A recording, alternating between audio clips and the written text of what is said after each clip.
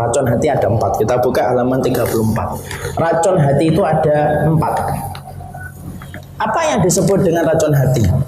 Yang pertama, banyak bicara. Yang kedua, banyak makan, melampaui takaran. Yang ketiga, banyak melihat, banyak memandang. Yang keempat, banyak bergaul, tetapi melampaui batas.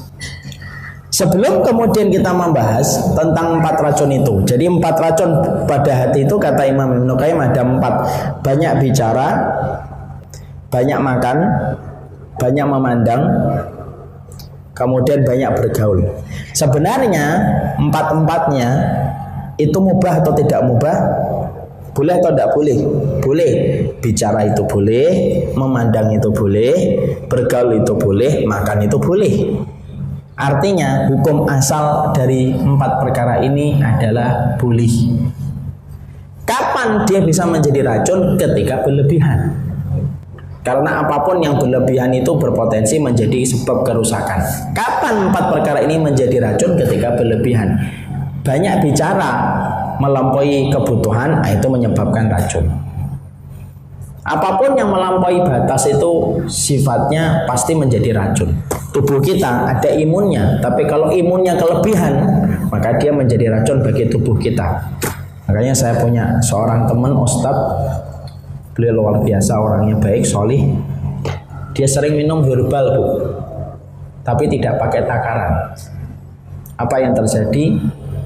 Imunnya itu terlalu besar daripada yang dibutuhkan. Apa yang terjadi? Imun itu menggerogoti tubuh beliau. Makanya sampai beliau jatuh, tidak bisa ngapa-ngapain, kulitnya melepuh. Dimakan sama imun yang terbentuk karena dia minum herbal tanpa aturan. Ngelupas kayak ngelupasnya kulit ular. Dan akhirnya meninggal dunia. Semoga Allah merahmati beliau, orang baik, orang soleh. Di situ kita memahami apapun yang berlebihan itu racun. Imun, sistem kekebalan tubuh itu diperlukan. Kalau kita tidak punya imun, maka kita akan sakit tanpa kita bisa sembuh, dan tubuh kita tidak punya daya menolak penyakit. Kalau kita tidak punya imun. Tapi kalau imun dibuat berlebihan, maka imun justru merusak. Sama, bicara itu boleh, memandang itu boleh, makan itu boleh, bergaul itu boleh, tetapi tidak sampai melampaui batas. Dan ketika melampaui batas, maka itulah yang akhirnya menjadikan kita memahami apapun yang melampaui batas itu akhirnya menjadi racun.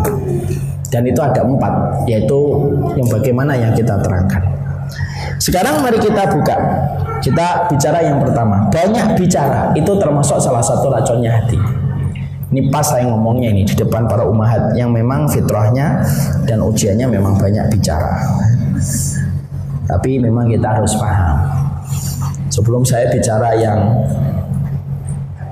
sifatnya hal-hal yang sifatnya harus disadari, saya harus menerangkan dulu.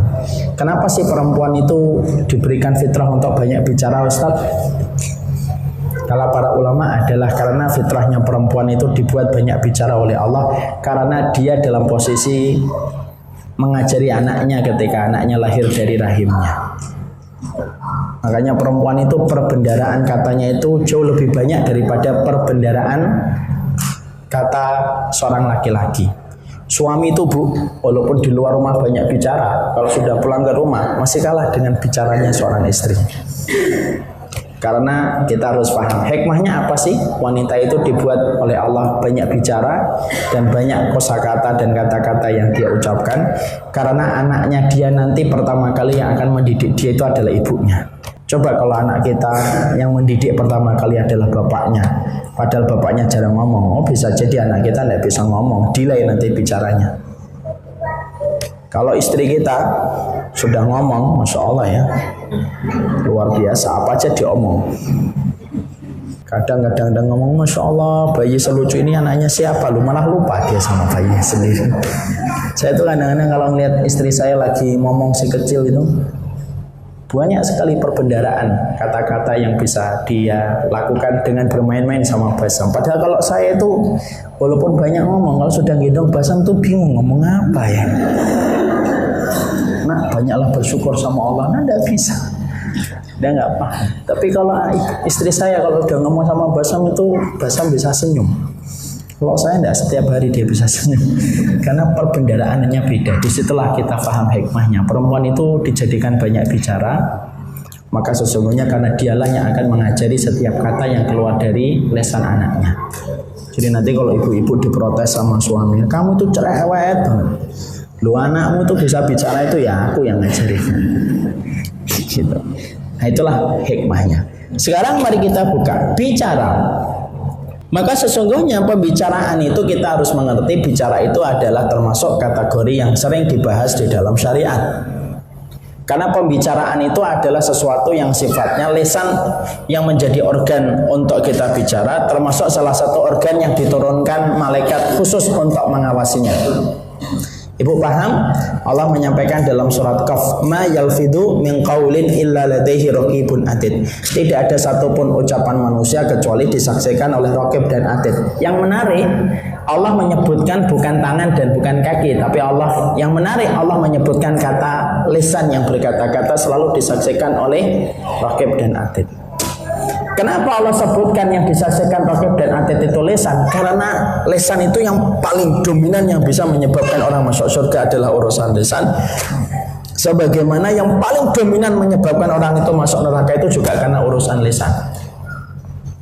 Dan urusan lisan itulah yang kita harus mengerti. Allah menjadikan indikator keimanan kita kepada hari akhir. Itu salah satu indikatornya bagaimana melihat lurusnya orang di dalam sikap lisannya ketika dia berbicara. Makanya paham ya, urusan lisan ini bukan urusan yang ringan. Orang bisa menjadi kufur gara-gara lisan. Orang kemudian bisa menjadi murtad gara-gara urusan lisan. Orang itu bisa bertengkar gara-gara lisan. Bahkan satu negara pun bisa berperang juga gara-gara lisan. Karena sesungguhnya urusan lisan itu urusan yang besar di sisi Allah. Makanya sampai dikatakan oleh Rasulullah, perkara yang paling banyak memasukkan orang ke dalam neraka itu dua, lubang mulutnya dengan lubang kemaluannya. Dan itu menyebabkan kita harus mengerti urusan lisan itu bukan urusan yang sifatnya ringan. Luka yang disebabkan karena tangan berbeda dengan luka yang disebabkan karena lisan. Luka yang disebabkan karena tangan maka menyebabkan terluka dan lebamnya fisik dia. Itu pun hanya 5 hari sampai 10 hari. Tapi luka yang disebabkan karena lisan maka bisa jadi akan diingat oleh orang yang terluka itu sampai seumur hidup. Apalagi wanita. Wanita adalah makhluk yang paling pandai menyimpan memori tentang bagaimana terlukanya hati dia. Makanya saya pernah baca sebuah meme, tapi betul saya senyum ketika baca.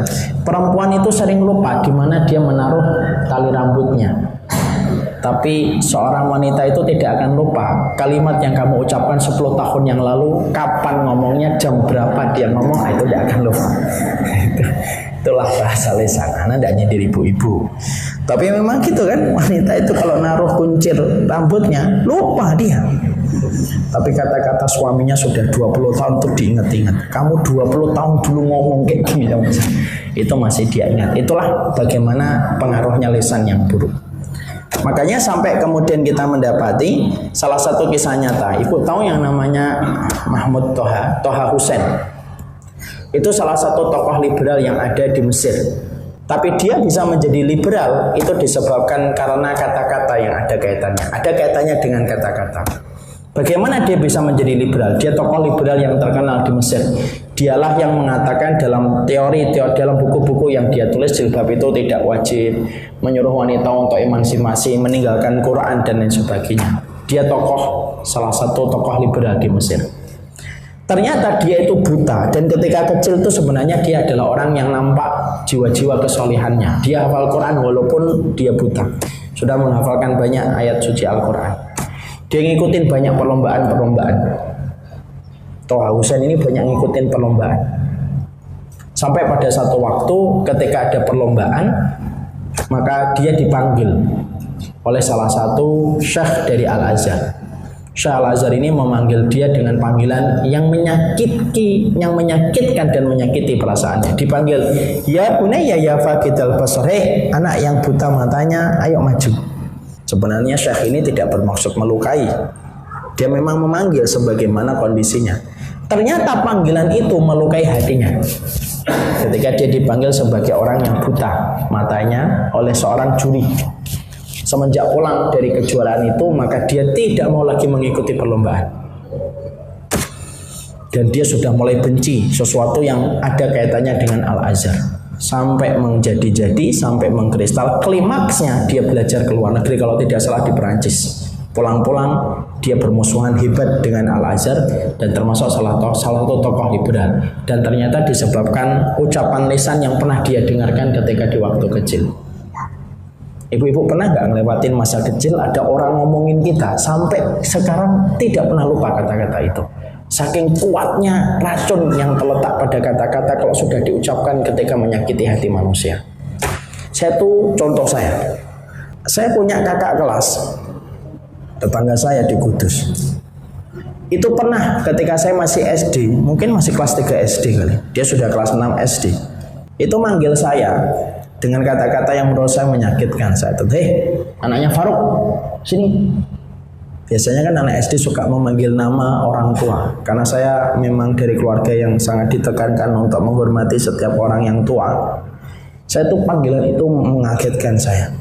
Padahal saya tidak pernah memanggil nama bapaknya untuk saya sematkan kepada dia. Itu ibu sudah berlalu hampir 30 tahun lebih. Tapi sampai sekarang itu kalau ketemu dia itu saya ingat-ingat ucapan itu. Saya tidak marah, saya nggak dendam, enggak. Tapi kata-kata itu tidak pernah saya lupakan. Itulah kata-kata. Makanya kenapa di dalam Islam itu keimanan itu didasarkan kepada kata-kata. Karena kata-kata inilah yang kemudian akan menjadikan kita itu mendapatkan kebaikan hidup di surga ketika kita mendapatkan kata-kata yang baik. Dan sebaliknya orang itu akan mendapatkan neraka itu ya disebabkan kata-katanya. Makanya Rasulullah sampai kemudian mengatakan di dalam surga itu inna fil jannati hujratun yura dhahiruha min batinha wa batinuha min dhahiriha. Kata Rasulullah, sesungguhnya di surga itu ada sebuah ruangan kamar yang sangat indah. Saking indahnya bisa dilihat dari depan, bisa dilihat dari dalam, bisa dilihat dari luar. Untuk siapa kamar-kamar surga yang begitu indah itu ya Rasulullah? Kemudian Nabi mengatakan untuk satu liman atau bal kalam, yang ucapannya itu baik. Wa'at amat ta'am, suka ngasih makanan sama orang yang membutuhkan. Wasollah, dan dia sholat, wanasul niyamun, ketika manusia itu tertidur.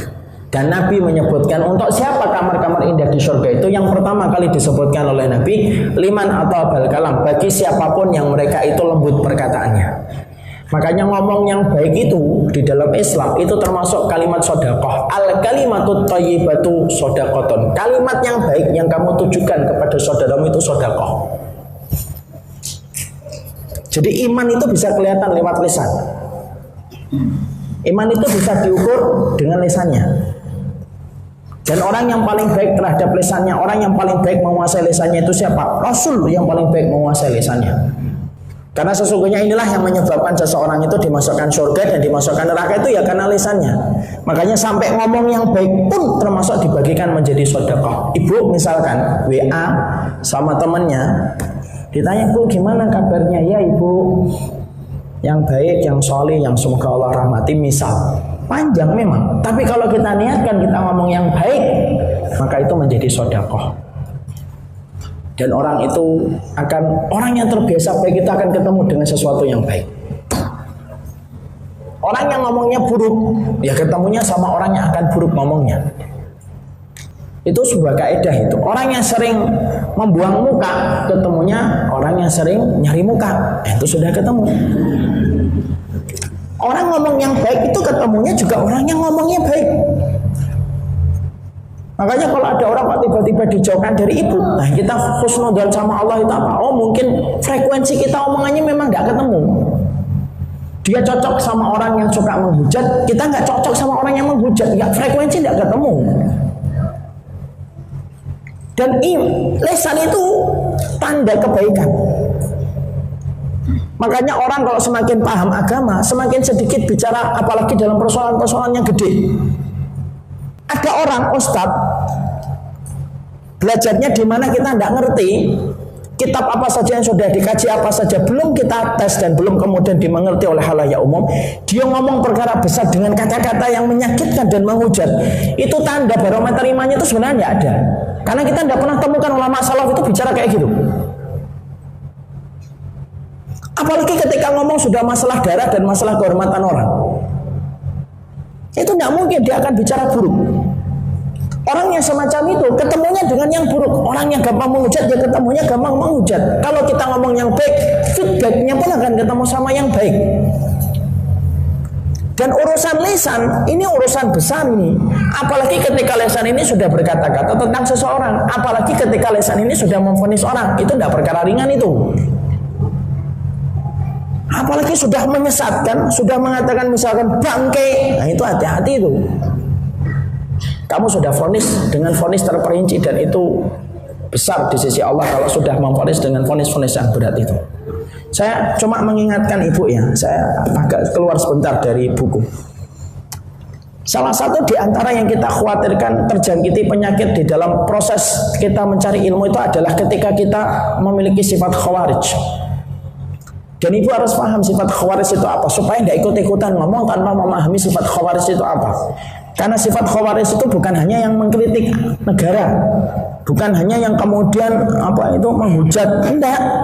Tidak setiap orang yang melawan penguasa itu disebut khawarij.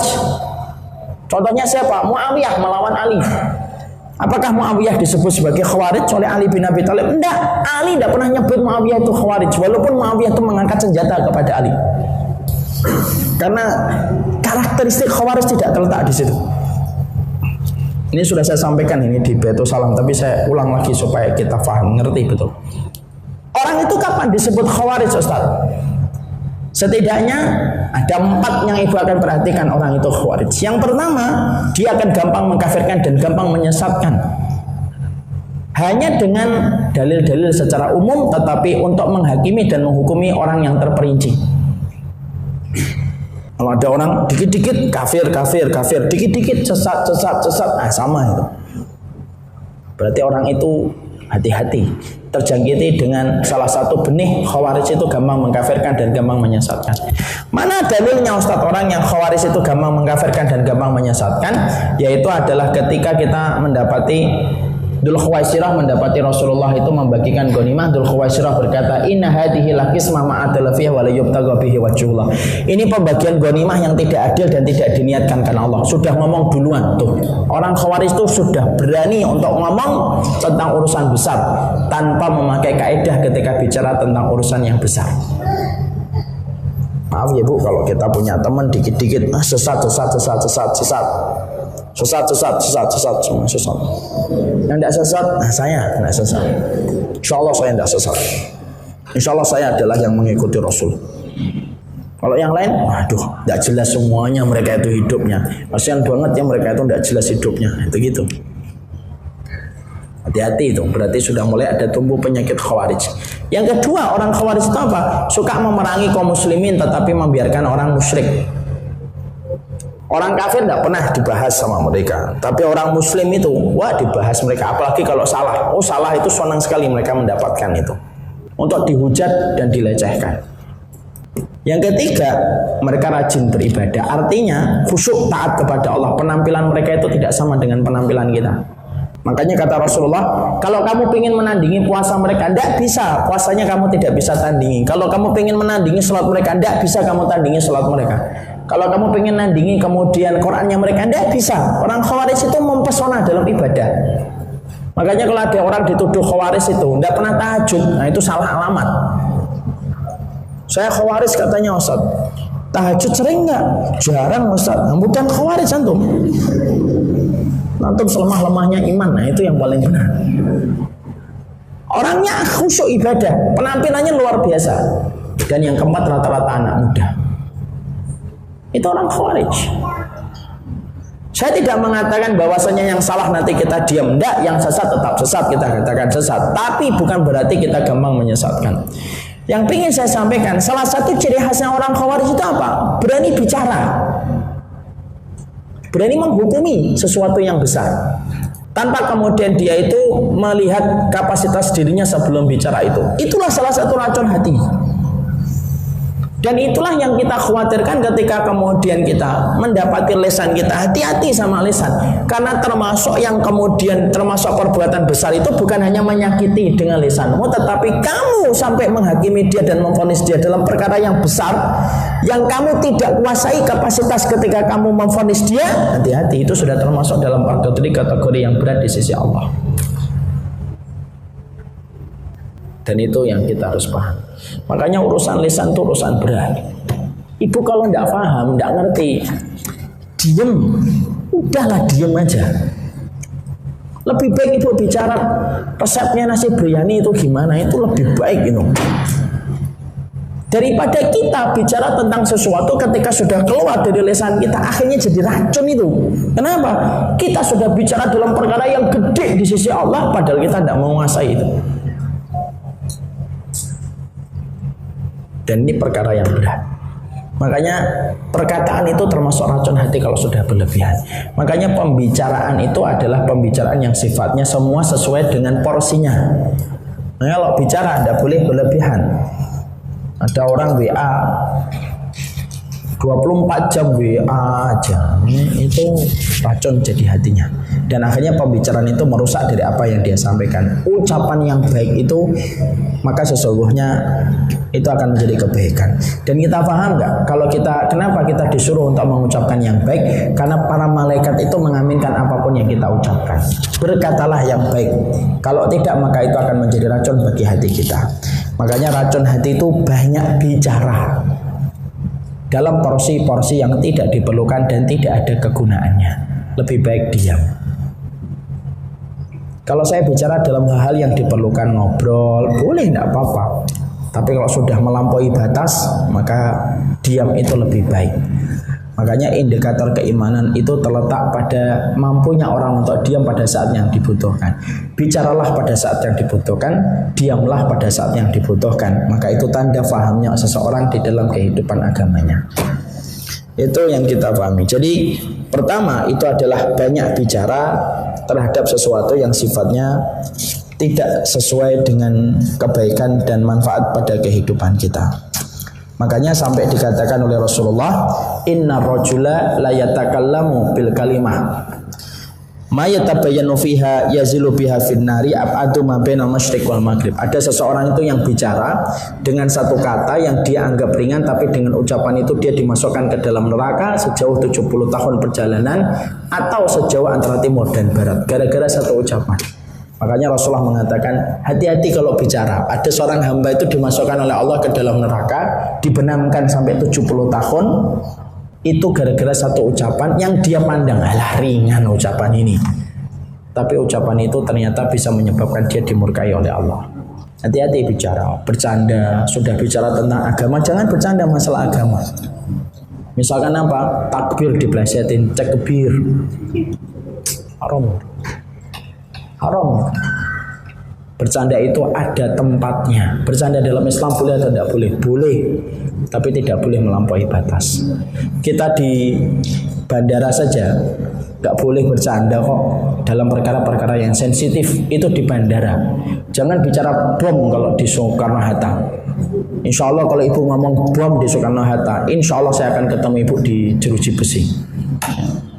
Karena pasti akan ditangkap. Kalau di terminal, kalau kemudian di bandara saja, omongan bercanda tentang bom itu menyebabkan kita ditangkap. Loh, apalagi urusan agama yang sangat sensitif terhadap perkara-perkara yang sudah dijelaskan. Dan salah satu kebiasaan orang munafik itu apa? Berbicara menggunakan agama menjadi bahan olok-olokan dan bahan ejekan.